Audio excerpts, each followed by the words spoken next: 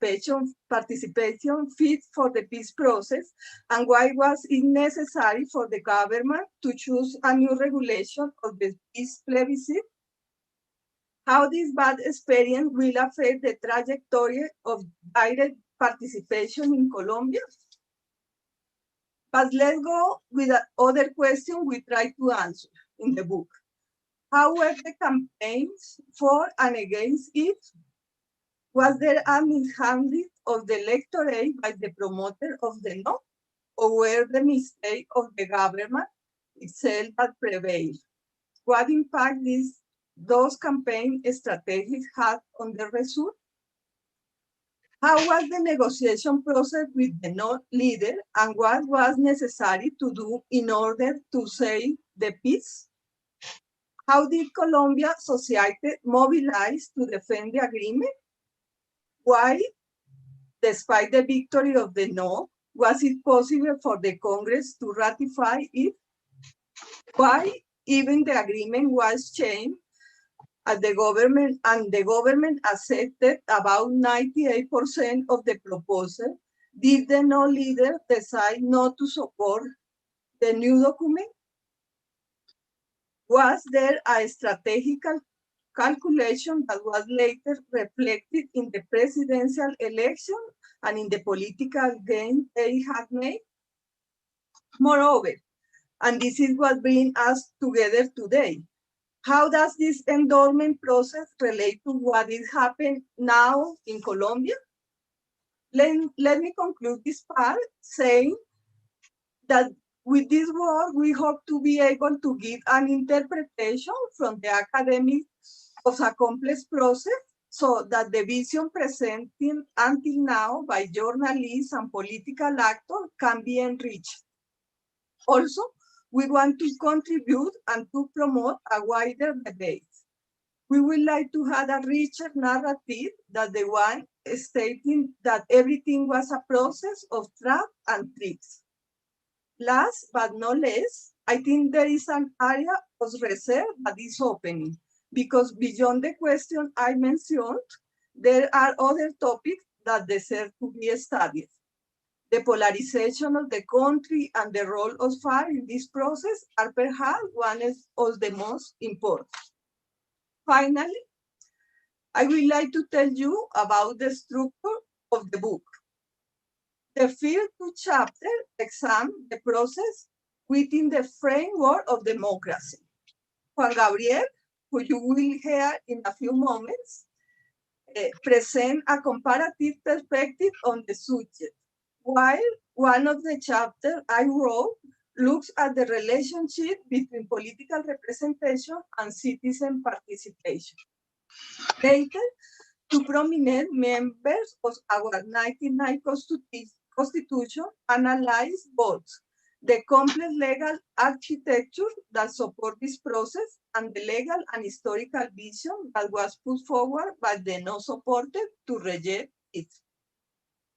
The following three contributions explain why did not win. Andrei Gomez, who will tell us about it in the debate, present an interpretation based on the emotional misleading by the opposition to the agreement. The second explanation review issues relate to political culture and the management of communication in the plebiscite campaign. The last one, with contrast with the two previous ones, state that the structural element explain the result. It is to say that there are some voters in Colombia who systematically support former President Uribe and some economic, social, and political sector to oppose the political opening and democratization of the country. So, there is another chapter, the last one of my authorship, that begins to analyze immediate and longer-term consequences such as political polarization. With those ideas, I want to finish the book release and give way to the intervention of Janina, who kindly accepted to do the prologue. Thank you. And the author Juan Gabriel and Andrei present here today. Thank you very much for your attention.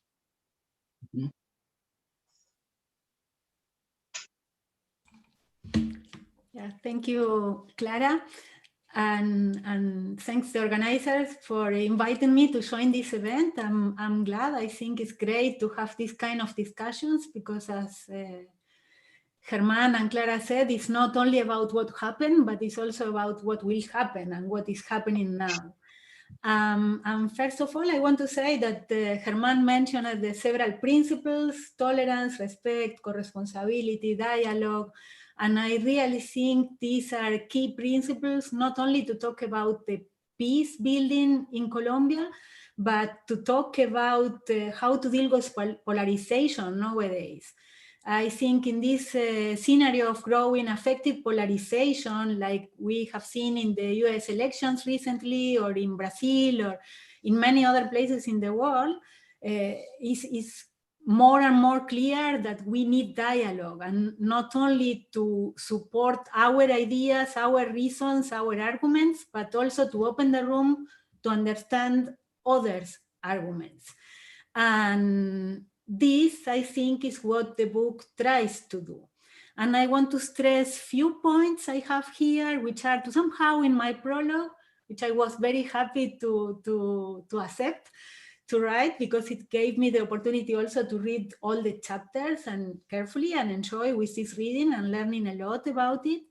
And yeah, my first point is that one of the main contributions of the book is that it focuses on understanding what happened. And this is made by collecting different interpretations, views, regulatory frameworks, ideas on how participation should be, how participation in democracies should be, and also the political framework, history, information on the subnational level is also present when trying to understand what happened with the vote, the plebiscite, and all this creates a very rich product, let's say, frame, and tells a story. But this story is not coherent in a very strict sense. And this is not a criticism, it's rather the opposite, because it looks like a criticism, but it's not. It's not coherent in the sense, as I said before, it's not like offering a view of what is the truth, or what only one view on the events. But there is an effort, and of course this effort is not in a perfect equilibrium, because it's much more positive views towards the peace agreement than negative views. And I also understand the challenge of dealing with this. And I think in this sense, the book is offering a very complex product to really discuss and understand the different axes and dimensions of this very big problem. The second point is that the understanding of what happened is addressed to understand what will happen in the future. And as Clara said before, to somehow, and my research is focused mainly on direct democracy and in experiments of direct democracy, democratic innovations, and so on. And we know from these empirical studies that referendums activated, promoted by the president, quite often deal to a result which is understood as a second-order preference. So it's a combination of how people assess the government and how people assess the topic in discussion. And I think in Colombia, this deserves much more study, because there is a combination of both dimensions, which is quite novel to understand the uses of referendums, but to somehow place in this direction. And later, maybe we can talk a bit more about that. But I think the framing of a referendum as putting peace against work to a plebiscite just shows how this is about framing. A referendum is about a decision, and peace and war, and these are not the two dimensions which were on the table in Colombia in 2016. This was about an agreement, not about peace or war. And I think this deserves also more discussion, and the book contributes to open this kind of discussion. And as I said before, the third point is that I think Clara and all the authors in the book managed to produce an equilibrium between these different dimensions. And even if they are promoted, as Germán said in the introduction, tolerance, respect, co-responsibility, and dialogue, I think it's clear in the book that interpretation is not an open box. And this is also key to understand the public discussion nowadays in general when we talk about democracy. Yes, we can try to understand the views of the others, but not all the views are valid, I would say. And we know that there are some limits, and fake news are really a limit. And this was on the play to understand this no to the peace agreement. But it's not only this point. I think, and in this sense, the book is contributing to open a debate between different axes in the discussion, but it's not fully open, because this is a good point. Not everything should be put in at the same level in this discussion. And then going to the specific points I would like to stress on these different discussions we can take to follow on with this conversation. One is related to the relation between participation and representation, which speaks about which kind of democracy we want in the future. And this is part of the agreement also. And I know that now there is a lot to do, and is a lot pending on this dimension. Then is also, and this is in chapter 1 and 2, I think it's quite clear, this discussed. In chapter 3, there are several interesting points, and one I fully agree is that this plebiscite was not necessary. I know this opens room for discussion. I know many people disagree with this opinion, but in my view, was not necessary, and I agree with the author on this point. Maria Teresa Garcia is the author. Then it's also a chapter devoted to discuss elite negotiations, the participation of citizens in general in the Colombian tradition, and this is very, very important. The chapter by Andre on the emotional framings I found absolutely interesting, and I think it should also be applied to other discussions on referendums and elections in general. I found this really, really important. Then the international community, the role attributed to international community is also present. Well, just to finalize with this first round from my side, I think the book is absolutely relevant, was absolutely relevant 2 years ago. Now it helps to understand what is happening now, how peace could be built in the future, should be built in the future, and how dialogue should be put in the first place. And I think this is a constant call from the editors and authors of this book and the promoters of this dialogue. And I think during the plebiscite, the campaign was a missing point, because really was a missing point. And this is a big learning for the world in the future also, in this kind of settings. I think I will stop now, and we can follow in the third round. Thank you so much, Janina, and thank you, Clara and Germán, for laying the cards on the table and for inviting me to chair this discussion. I think really this is a very important dialogue today, and launching this book, I think, in English. I mean, we've already held with the IEPRI launch event in Spanish as well with the Colombian audience, but I think that we felt that it was important to have this dialogue in English to make available some of these discussions and the findings from the book to an international Anglophone audience, partly because, as Janina said, Colombia continues to be deeply impacted by the results of the referendum today, and so it's important for those of us who are interested in following Colombia and what's happening in Colombia as a point of international interest.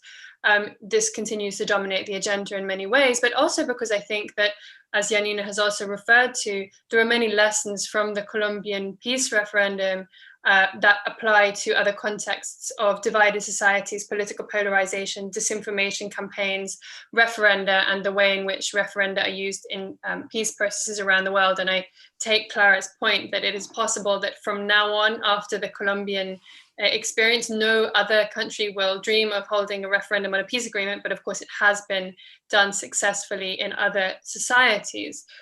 So I'm very excited now to invite two of the authors of the book to join in a conversation. I'm going to ask each of them 2 questions each, which they will have about 5 minutes to respond to each question, to put some common topics on the table, share some of the results from their chapters, but also maybe reflect a little bit more broadly on the relevance of looking at this book and the importance of this book for an international audience. And then we will open out for Q&A from the audience. We will have probably about 25 minutes to collect, I hope, 2 rounds of questions, and we will include Janina also in the panel, but she will have to leave us at 5:15. So she will make some comments after the initial questions to the panelists, and she may be able to respond to some of the first lot of questions, but we will wave goodbye to her after that and continue until about 5:30. And I do encourage you all to ask your questions in person, as it were, rather than just writing your chat in the chat, although you also feel free to do that. So do spend the first 20 minutes thinking of your questions that you'd like to ask the authors of the book, and write in the chat that you have a question, say me, or I would like to ask something, and I will address that in turn. Please do bear in mind this is an English language event, so we will be taking questions in English. And also, if you could keep yourselves on mute and your cameras off during the first bit, but when you are going to ask a question, if you're able to switch your camera on so the panelists can see you and respond to you facially, that would be fantastic. So, first of all, to kick us off, Juan Gabriel, your chapter was about comparative perspectives with other referenda. Can you tell us what is typical and what is unusual about the Colombian peace plebiscite? Thank you very much, Gwen. First off, I would like to thank the organizers of this event so that we have the opportunity to share the reflection that we have made on the Colombian referendum on the peace agreements with this Anglophone audience. The result of the Colombian referendum perhaps belonged to a family of those apparently irrational decisions that we saw in 2016. The first one, of course, you know it very well, was the Brexit. Then it came the Colombian referendum. How is that? Some people say no to peace agreements, and then, of course, it was the victory of Donald Trump in the presidential elections in the United States. And so we can think of what happened in Colombia as the result of fake news and the diffusion of lies and the manipulation of one sector to impose its own will, its opposition to the peace agreements. I think the picture is much more complicated, and this comparative perspective, I think, would help to understand how is that we ended up with this result, one in which the no won. First thing, I would like to stress that the Colombian agreements were very ambitious, but in many ways we were very limited in scope. There was nothing like a suppression of private property or freedom of commerce or anything like that. The basic structures of a capitalist economy were going to remain in place. However, for the opposition to the peace agreements, those agreements embodied a substitution of the constitution. It was like a re-establishing the state on new basis. And one has to carry out an exercise to understand the source of this opposition. And to me, one of the causes of this opposition lies in the fact that both parties, FARC and the government, wanted the peace agreements to become an entrenched clause within the constitution that couldn't be modified. And this really led to a vehement opposition to the peace agreements, in the sense that this was like tying the hands of the people, in the sense that nothing from these peace agreements could be modified. The second thing was that there was a gross manipulation of the rules of the game. In Colombia, we have a chronic problem of lower turnouts. It was very difficult to understand how, in that context, the government wanted to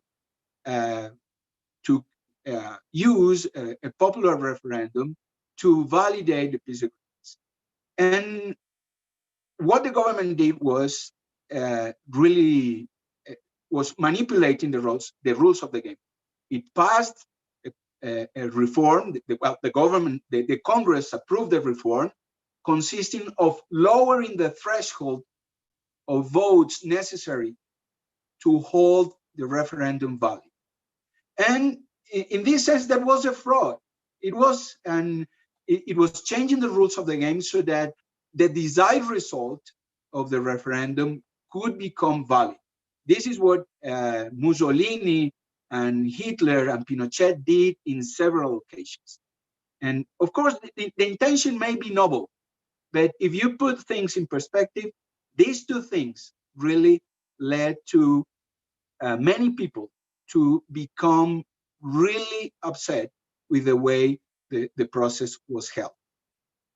We can understand in this context that it was very difficult to get a decision that was going to be decisive, in the sense of settling the account and having a final decision. And we can talk in the next round about this, because it has happened like in many other societies in which the issue has not been solved. You may think of Quebec, in which 2 referendums have been held, of Puerto Rico, all the referendums concerning independence or the state character of the island. And so this is another important question to bear in mind. Another question is the time that was set for the whole process to go ahead. Think of the difference between the referendum on the reform to the electoral system in the UK and the referendum on the peace agreements in Northern Ireland. In the first case, there was 8 months so that people could become familiar with the meaning of the reform. In the second case, there was only 1.5 months. And something like that, something similar happened in Colombia. There was no time for many people to become familiar with the agreements, and this was really a context propitious to a mobilization of the most basic emotions on both sides, not only on one side.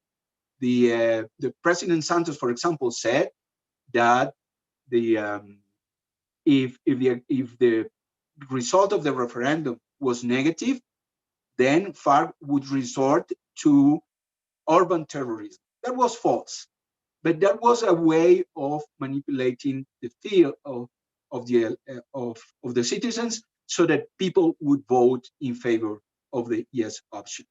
And we can go on with many aspects of the process that made it very questionable. But I'm afraid that I am running over time. Thank you, Juan Gabriel. I think that's a really fantastic place to start. So Andre, turning to you, according to your chapter, what made the no win in 2016? Thanks, Gwen, and thank you to the organizers for this event and to have the chance to present the book. I really like the way how we have started this discussion, because although I agree with Juan Gabriel with some of the things that he's saying, precisely what my chapter does is try to narrow the discussion and focus on particular on fake news. So I think it's really good to read the book and see how both chapters might complement each other, because my chapter is more narrow understanding of the role of fake news in the case of Colombia, and Juan Gabriel, I think, is doing an analysis that is much broader, looking at these elements that he has mentioned. And probably picking up from what Juan Gabriel has said, that Santos tried to also do emotional manipulation when he said that if people voted no, what was going to happen was terrorism of the FARC in the cities. I want to sort of try to paint the picture on the side of Álvaro Uribe and the Centro Democrático and the coalition supporting the no vote. Because if Santos did that in a very particular moment that was quite close to the peace referendum, probably a week before or something like that, for about 4 years, Álvaro Uribe and most of the people around his campaign had been promoting fake news and had been manipulating Colombian people in order to instigate fear, hatred, disappointment with what was happening in Havana. They actually used even Cambridge Analytica with algorithms to try to, sort of focus on the deepest emotions of Colombians about what was happening in the country and not even discussing the peace referendum. So they even did a targeting campaign depending on some of the regions of the country and the views that they had and the emotions that prevailed there in order to manipulate those emotions. So what my chapter does is try to show how those emotions, in particular anger and fear, were installed by a sort of set of scripts. And what I understand by scripts is narratives that simplify reality.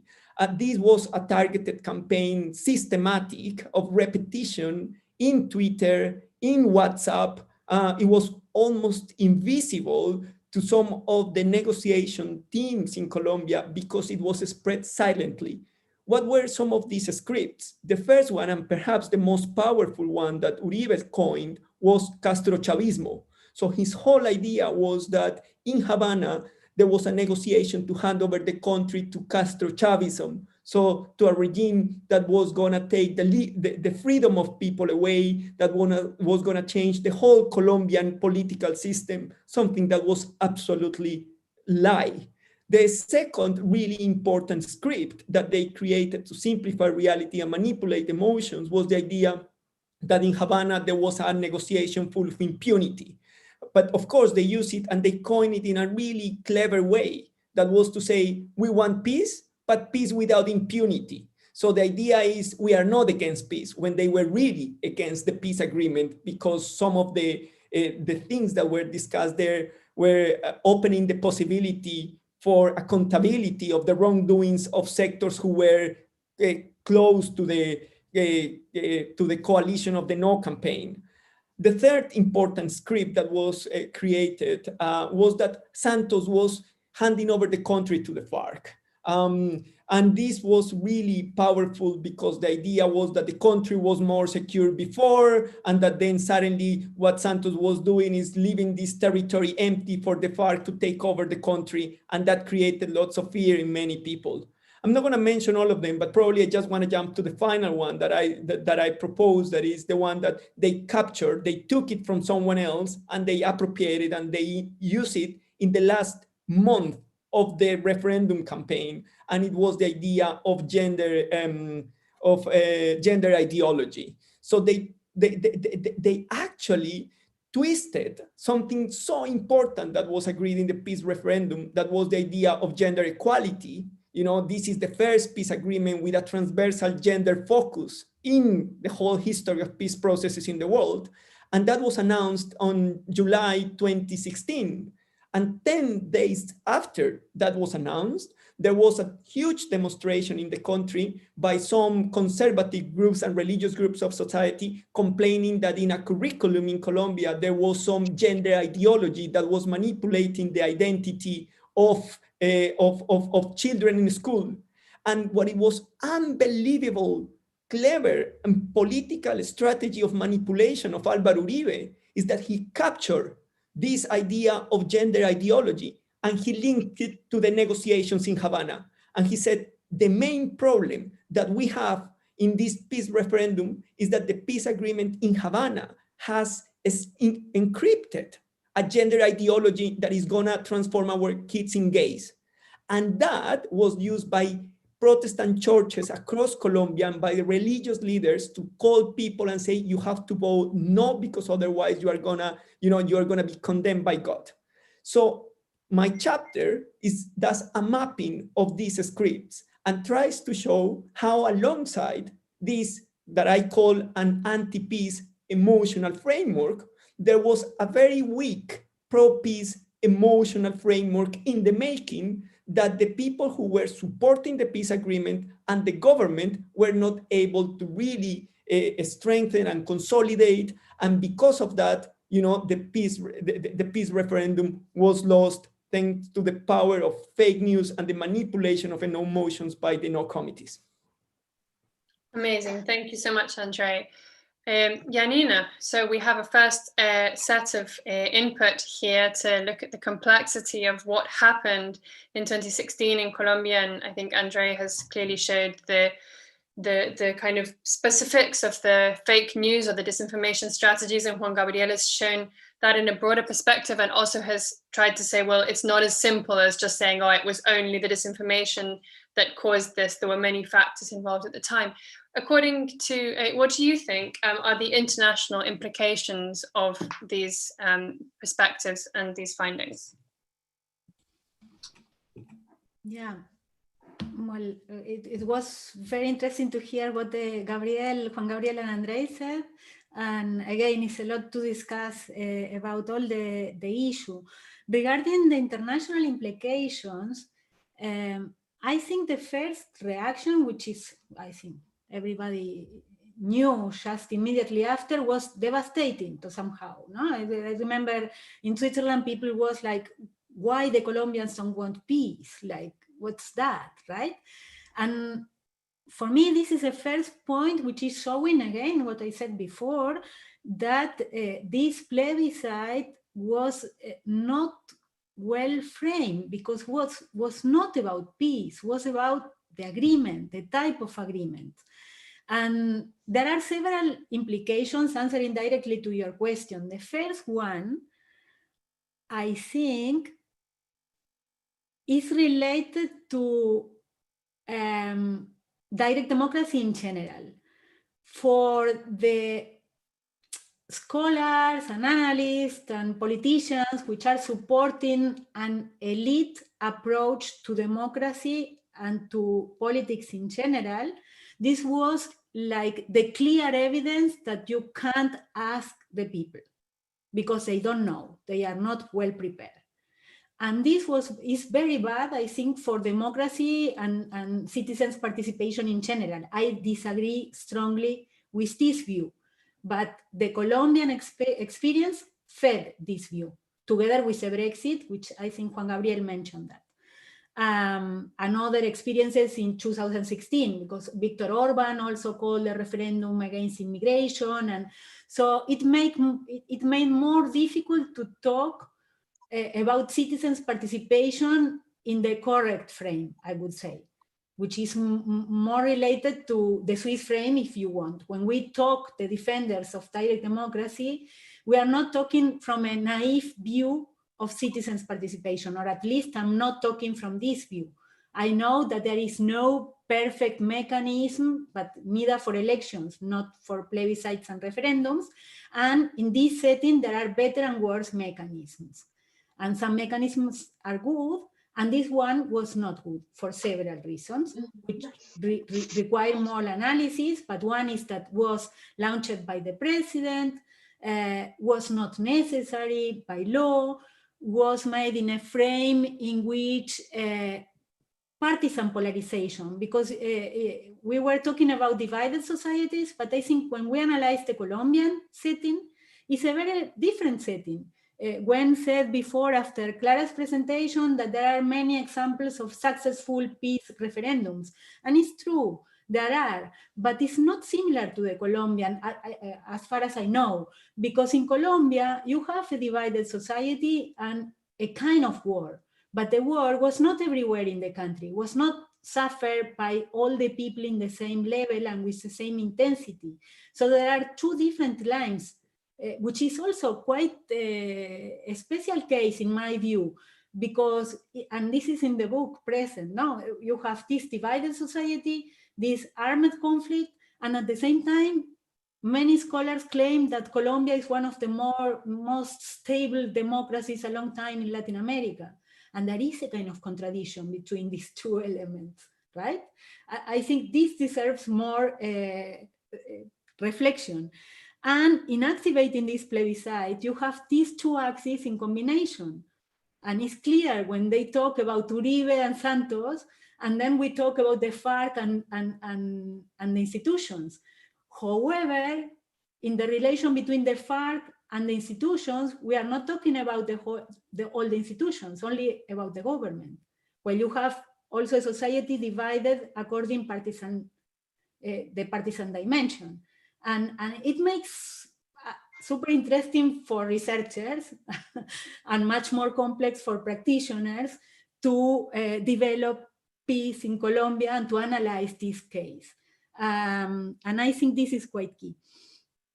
And again, turning to the point of what we learn or what this experience leaves for the international experiments or experiences with plebiscites and peace resolution, in my view, we have to reflect much more on the difference between giving accountability, informing about the process, and asking for decisions and participation.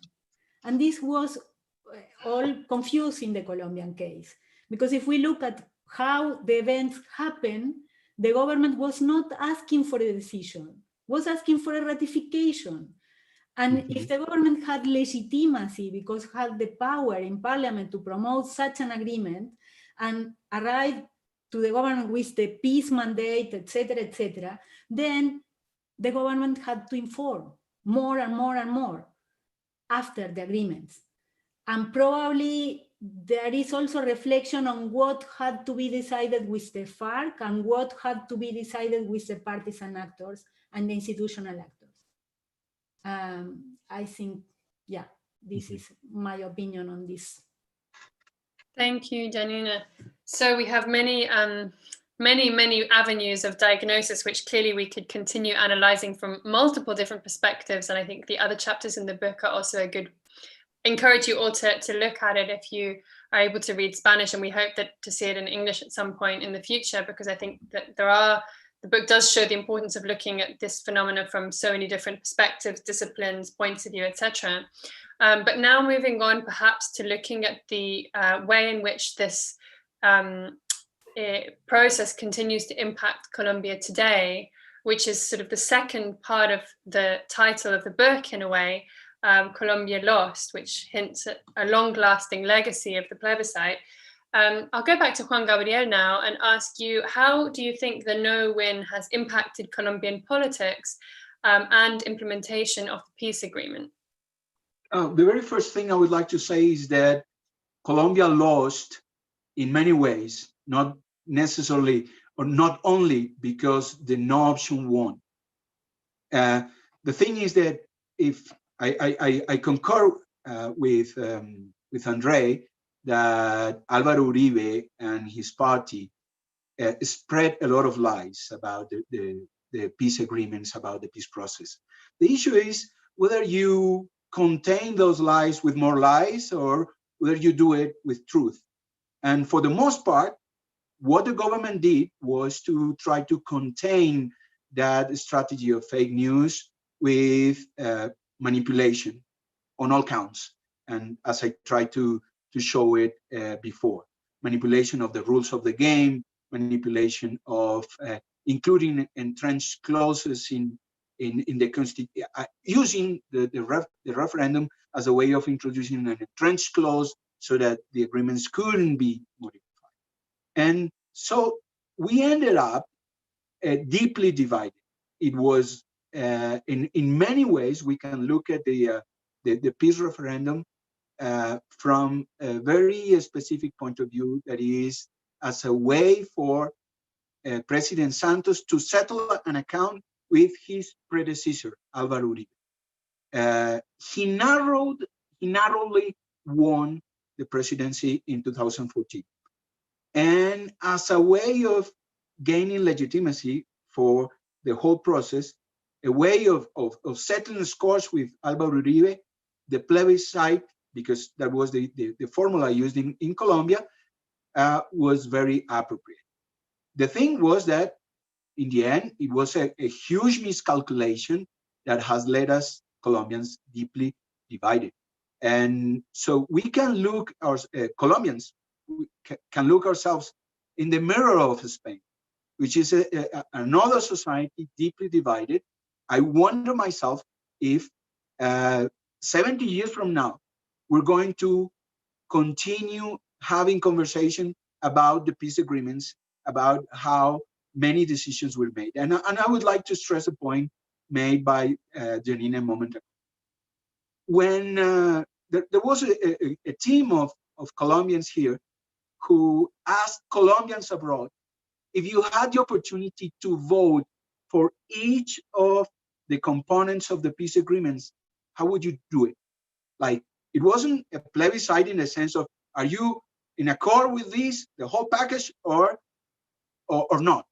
It was a question of, would you agree with the agreement on the transitional justice? Would you agree with the changes to the land regime and so on? And there was a very interesting result. The result was that there was agreement with the agreements in several dimensions, except one.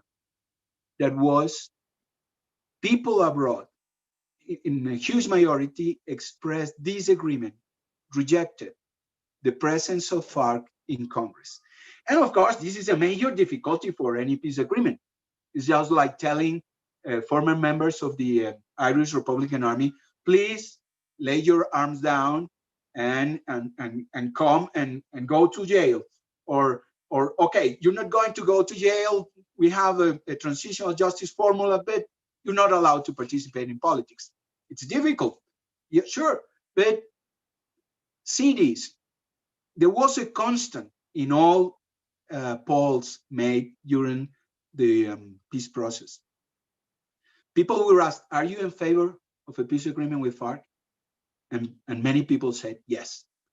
Are you in favor that former members of FARC would go to Congress? And 2/3 said all the time, I am against. And this was all known. And this part of the agreement was not agreed in many ways with the rest of the society. The popular mechanism, this referendum was used like many authoritarian regimes have used popular referendums as a way of validating something that was already decided. It wasn't an opportunity to express agreement or disagreement. It was like, you buy the whole package or you don't. And unfortunately, this has led to a deeply divided society, one that is extremely polarized, one in which a conversation about these issues is very difficult. But what we have to do, I said that I look myself projected in the mirror of Spain, like, are we going to be 70 years from now? in the same position talking about the peace agreements, or is there a way in which we can build a dialogue and give credence to the idea that popular participation is a way of enriching our democracy? And I end with this. I read a piece in The Guardian by Matthew Dancona. The title is very, very explicit. Brexit is putting off this whole will of the people idea. This is not the thing about democracy, the will of the people. I mean, the issue is what we can learn from this experience so that we can enrich our democracy, and in our case, the Colombian democracy, one that is very rigged and skewed in favor of those who have power.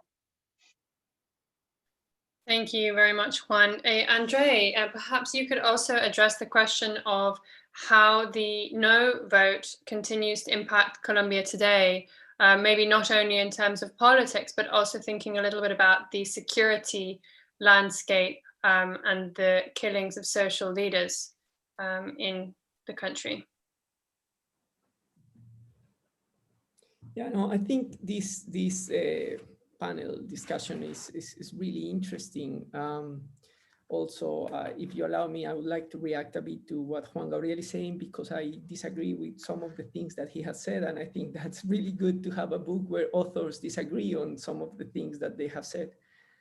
I think there was not manipulation on the side of Santos of the rules of the game. To be government allows you and gives you legal tools in order to do legislative transformations in order to rule the country. And I think the referendum or the plebiscite law was passed by Congress. It followed all the debates and it was approved by Congress. Actually, I think that even Álvaro Uribe used the referendum law or the plebiscite law as a strategy in order to campaign against the peace negotiations in Havana. But I think, you know, when you have a government who follows the rules of the game in order to do legislative transformations, that's part of democracy.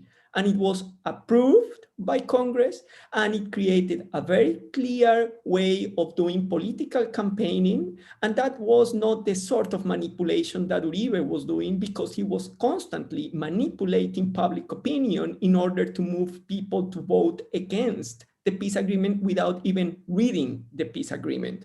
And I think that's something that we need to understand.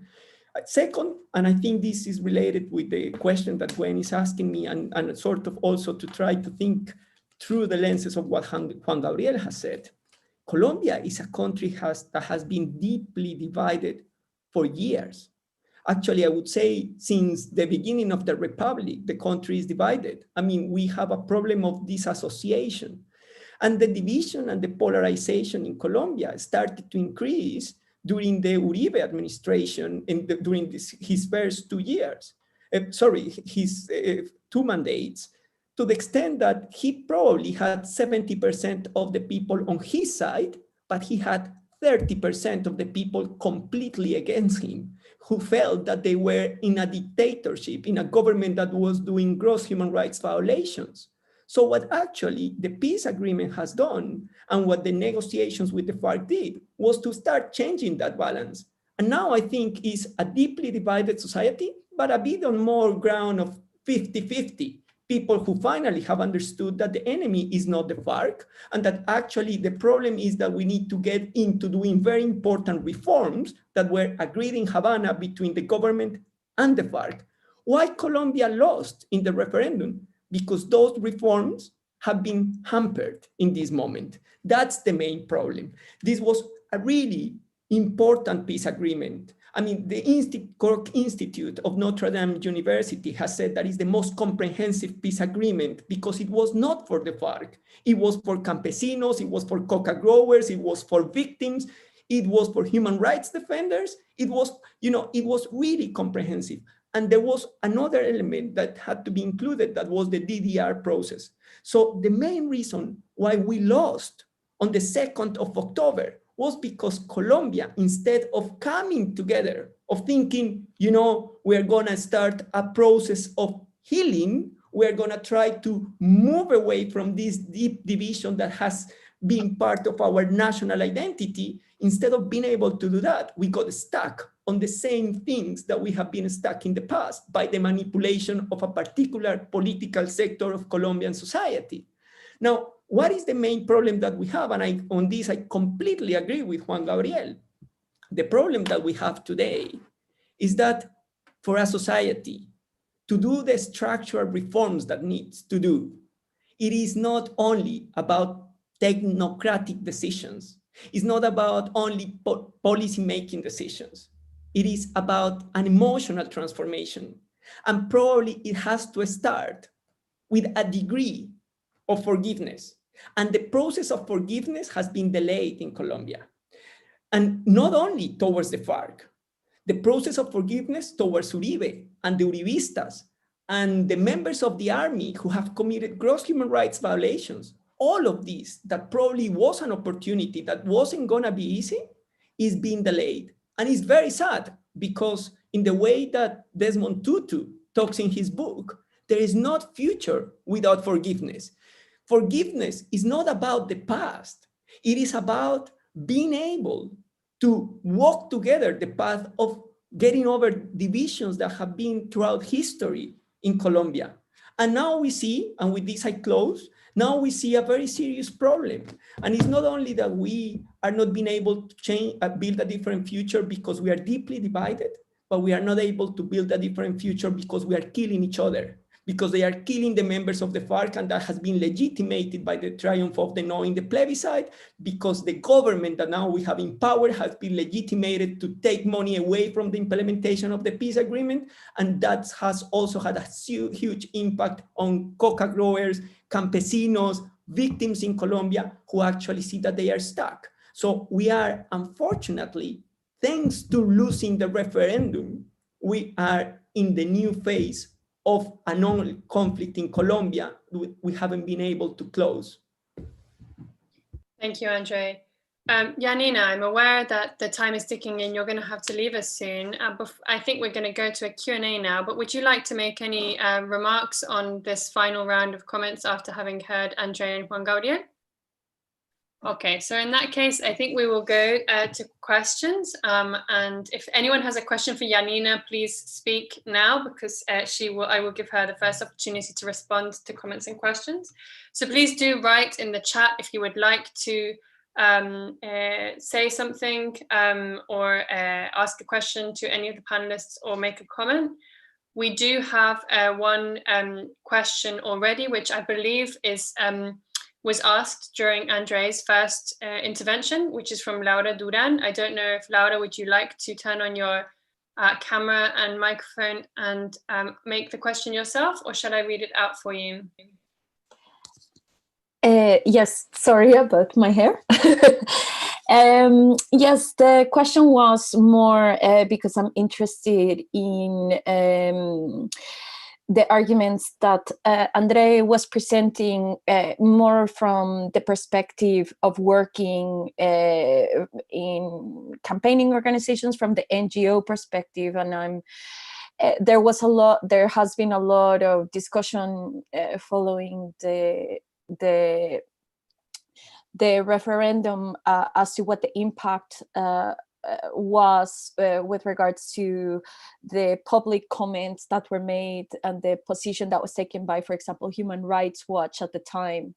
And my sense is that it didn't have a huge amount of impact, but that it lacked the nuance. But I wanted to see from this perspective that Andre was presenting around the post-truth angle, what he thought the actual impact was in public understanding of the substance of the issues that they were voting for in the referendum. Thank you, Laura. And Alejandra has a question for Janina, so perhaps we'll take Alejandra's question and then go to Janina to respond. Yeah, hi. Oh my God, I have to see if I always try to look at this and you are there. Anyway, can you hear me? Yes. Okay, yeah, thank you. Janina, this is a really, really concrete question. I think so. I think I kind of agree with you when you want to emphasize that this thing was about an agreement rather than peace and war thing. And I kind of see how, like, theoretically speaking, that would be an amazing way of looking at that. Like, if we focus on this isn't about an agreement, we can look at the situation in a different way. But after Andre's arguments, and when he emphasizes everything that was behind that, you know, that it wasn't about only FARC in government, but all for people there, people that suffer from different perspectives, and so for. I still think that it's about war and peace, even if the specific things and agreements. Would you think that it's actually like underlying all of this history is basically about war and peace? Or what would you think about, what would you say about what Andre says in terms of what's actually behind that? Thank you. Janina. Very, very good question. I'm not sure if I will be able to give an answer, because in fact I'm reflecting on what Andre said, and we are all aware, I think it's a very complex issue, and there are many different dimensions, and maybe the easy answer is related to what do you expect from a referendum, and how, from which, you know, position you are calling a referendum and asking for a referendum. And in my view, a referendum should have a place when there is something to decide. If a referendum is not required by law, and the president has legitimacy to promote something, and the main issue is about peace and war, why do you do that? Mm-hmm. No, I totally agree. Mm-hmm. Yeah, and this is the framing. A referendum should be always about the decision. A referendum which doesn't have like a moral issue behind or a meaningful issue behind is not required. And I fully agree with all what Andre said, or almost all what he said, and it opened rooms for many other discussions, because it's very complex. I agree with it's quite emotional, his discourse also, and I appreciate it. But at the same time, in my view, politics are addressed to change things. But if we don't have a rule of law behind that, it's super risky. And in Latin America, we know that without a clear rule of law, and also rule of law quite often is not fair. And it's not, I'm not defending, you know, I'm not saying that the rule of law is just. No, we also have plenty of examples of bad working. But without a system of guarantees, all the options are always worse. And this is the very tricky thing for making politics to change things, and at the same time have guarantees to avoid the Castro-Chavismo, which I think was never on the table in Colombia. I mean, I'm not, probably was a mistake to mention that, but I'm just talking about Venezuela's today, for instance. No, the first discussions were about politics to change things, and now we are discussing something else. And I think this equilibrium is behind this question.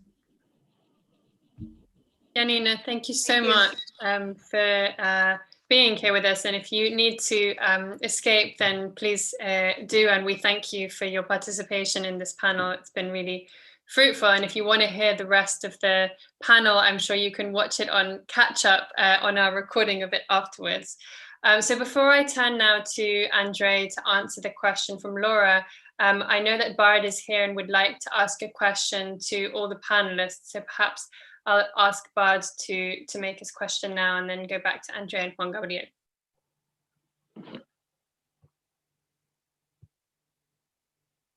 Right, perfect. Can you see me? Yes, all right, perfect. Thank you for this space. Great to see everyone.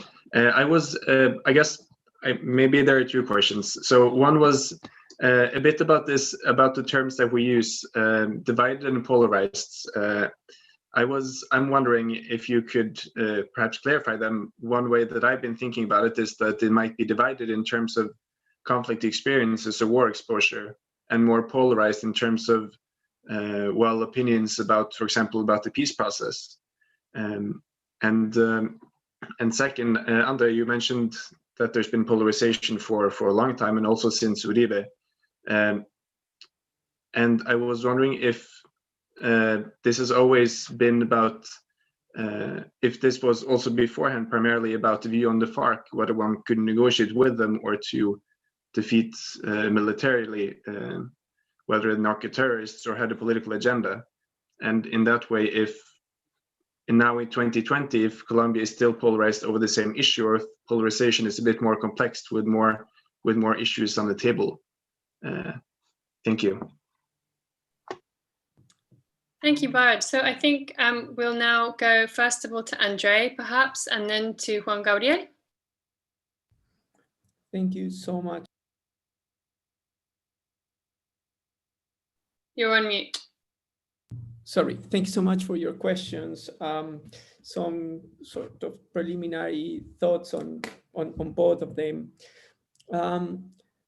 The issue of Human Rights Watch and Jose Manuel Vivanco. Of course, Jose Manuel Vivanco never really used fake news. He was suggesting a very accurate and complex issue, a long division that exists, or debate that exists within transitional justice and human rights defenders in terms of where do you draw the line between justice and peace, and to what degree you can offer some special sentences to members of the FARC who have participated in human rights violations, in gross human rights violations, and what was the proportionality of the sentences. I think how that was used and how that is a complex, difficult debate, how that has been used by sectors who wanted to promote the no campaign and who wanted to campaign against the special jurisdiction for peace. Well, that was very clear that it was manipulated by this sector, and they use it in order to show that, and he used, Vivanco used a term that today, for example, Iván Duque is using to try to criticize the JEP. And he says, Mr. Vivanco, even during the negotiations, said that we need to be wary that these peace negotiations were not going to be a piñata de impunidad, the piñata de impunidad for all the parties who came into the negotiation. And of course, that is being taken out of context, is not explaining the complexity of the degree of what Vivanco has been saying, but it's being used to criticize the JEP, it's being used to undermine the JEP, it's being used to try to, today, as we are talking, is being used in that strategy that really tries to create sticks on the wheel for the developments of the transitional justice mechanism. And 4 years ago, in the middle of the peace referendum, well, this was used in different ways to continue saying, of course, we want peace, but not a peace like this that is full of impunity. In a country like Colombia, where many people, and we don't have a long discussion about what does impunity mean, we just know that it's a very punitive mentality, conservative mentality. People equate justice to jail. But people in general don't have a broad understanding of this. And there is a discussion that I think we as a society need to have, because of course, in Colombia, 95%, or at least 90% of the cases that go into the justice system end up in impunity. And so it's a very serious issue. In terms of the other discussion or the other question that has to do with the polarization. I think that one of the problems, perhaps in the case of the FARC, has to do with something, a way of really, the FARC used terrorist methods to carry out a war against the state. They resorted to money of drug trafficking. And those two facts that did happen were used also in order to create a script to try to simplify what they were. And the script was narco-terrorist. That was installed in the Colombian public debate before Uribe got into power. It was a common sentence, a common script used toward the end of the 1980s, even during the 1990s, and in moments of peace negotiations where they were dropped. So, for example, that's what Pastrana did when he wanted to negotiate with the FARC. He dropped the use of narco-terrorist, and then Uribe picked it back in when he was president, and he used it a lot, in particular in linking it to kidnapping and trying to show them as these narco-terrorists. Now that made the negotiation with a group like the FARC very difficult for the general public, because how do you negotiate with narco-terrorists? What do you negotiate with them? And so that remains today, but not about necessarily saying, let's send them all to prison, but is why are the FARC still going to Congress? Why these narco-terrorists, commanders of the FARC, are going to Congress, and why are they doing politics? And the society is still deeply divided around that issue, even though there are other issues that are dividing Colombian society and that is polarizing Colombian society. But I think still, and actually the chapter closes by saying that one of the things that Colombia society needs to do in order to move away from an anti-peace emotional framework to a more pro-peace emotional framework is to deal with the issue of the FARC. And how are we going to include the other within? How are we going to deal with that issue? Because that's polarizing the country still today. Thank you, Andre. Juan Gabriel, would you like to respond to the questions from Bard, or even also complement what Andre is talking about, said about Jose Miguel Viganco's comments? I would like to address another question that was written a moment ago. I think right away. Also, we will have also a chance to include that question. I think is a really, really important question, and it shows that somehow we haven't put things properly on the table with this event. But perhaps we could, but in the interest of time, treat that as a second round of questions. The question is, how is that if the the peace agreements are in place, or what exactly is happening in Colombia right now? And the thing was that the formula of this referendum approved by the Constitutional Court said that the result was only mandatory for the president. And this said, the implication was that if the no won, still Congress could give its approval to the agreements. And this is exactly what happened. There was a round of negotiations. There was an attempt to include in a new version of the peace agreements some of the objections made by those from the no.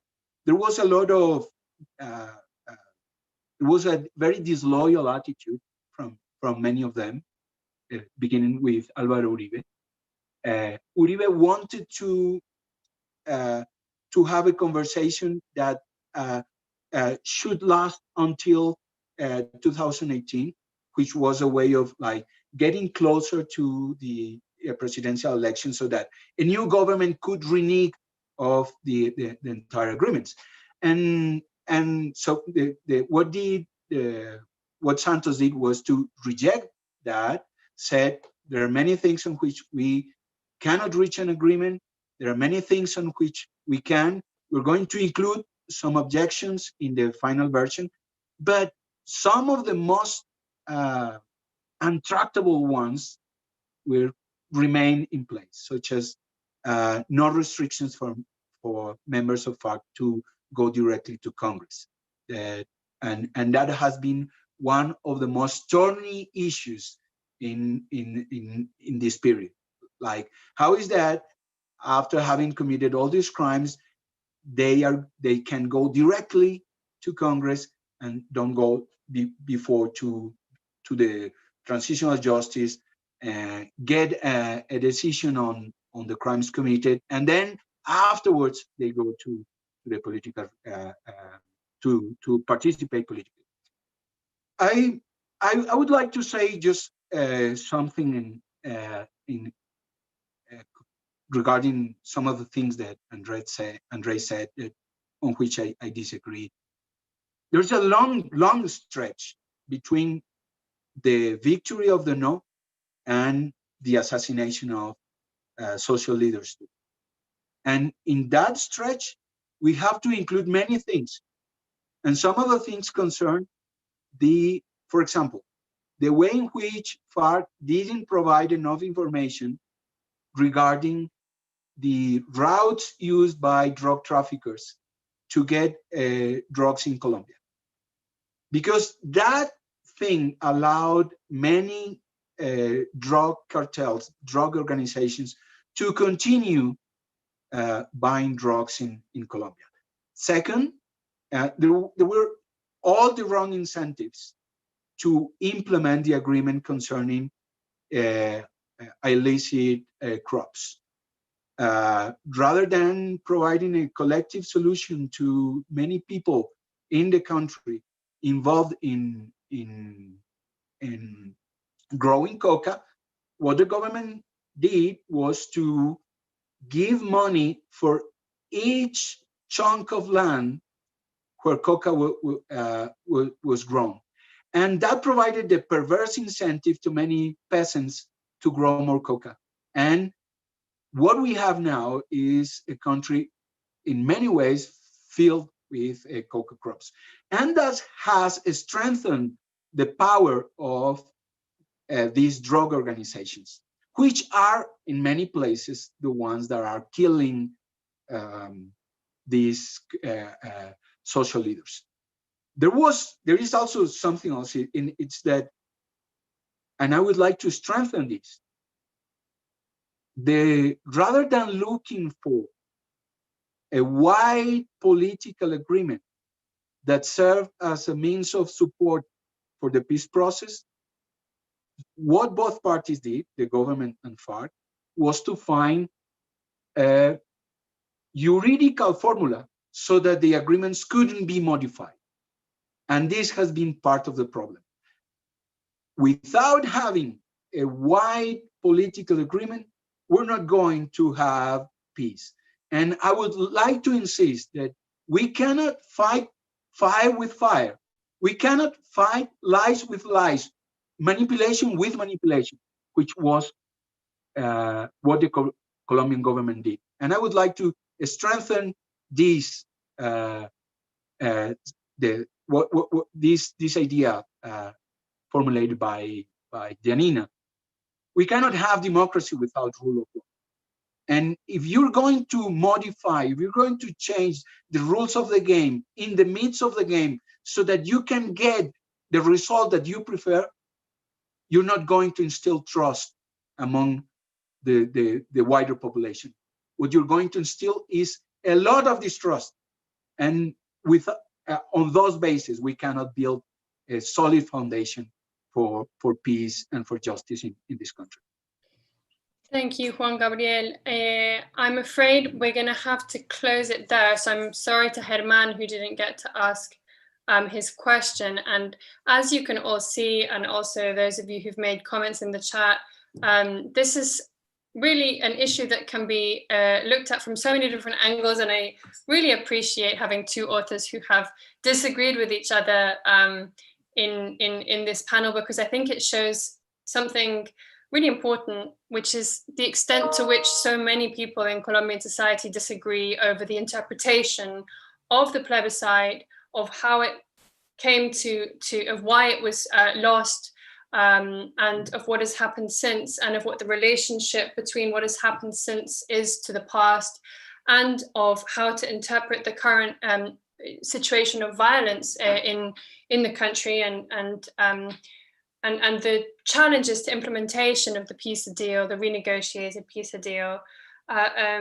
So I think having two people who are both on the same side, who both, I venture to say, voted and encouraged others to vote yes in the peace referendum, if both of them, and who have extraordinary rich academic scholarship and research trajectories on these topics, if both of them can have such interesting divergences of views, well, it shows you also the degree to which there is no common consensus on how we discuss this, and it shows you the value and the importance of having this book and many other spaces of analysis of the referendum, because it does continue to be a divisive issue. And I think that one of the discussions on the table today in Colombian politics is whether or not current polarization is still about the peace agreement, or whether it is actually something that is more profound, with more profound historical and cultural roots, and whether we should still even be talking about the peace agreement as a factor of continuing electoral polarization as we run up to 2022, in which many of these debates are evolving in the context of the next presidential elections, which are anticipated to include divergences on many of these similar issues. And so I really think that I would just end by thanking the panelists for engaging us in just a taster of the complexity of these discussions, and showing the value of dialogue as a means of coming together to look at the problem of politics, conflict, and polarization from different angles between different people. And I really appreciated how much Janina welcomed our principles and our proposal of using a culture of dialogue as a means to move through the difficulties of treating long-standing conflicts in such divided societies like Colombia. So I think that I will end with that, really, and the role of academia and books like this one in facilitating not only the dialogue that's produced through the publication of the book, but also the dialogue that ensues in panels like this one, and no doubt by many of its readers as well, which will provide a really important contribution to scholars of Colombia's recent past, and also as a tool to help us understand what we might expect to look at, or different angles to look at the things as they continue to unfold in the future. So thank you all very much, and remember that you can follow Rodeemos el Diálogo on our website. You can find the information in the chat, which I think Germán has very kindly shared, and I'm sure also you will all wish to download the book. The ebook is available there through the IEPRI. So with that in mind, perhaps just if you would all like to turn on your microphones and your cameras and give a round of applause to our panelists, and thank them, and to Clara as well for coming here and sharing with us the editorial perspective and from the IEPRI. And thank you all so much for coming and for joining with us in this dialogue. Thank you. Bye-bye. Bye-bye. Thank you so much.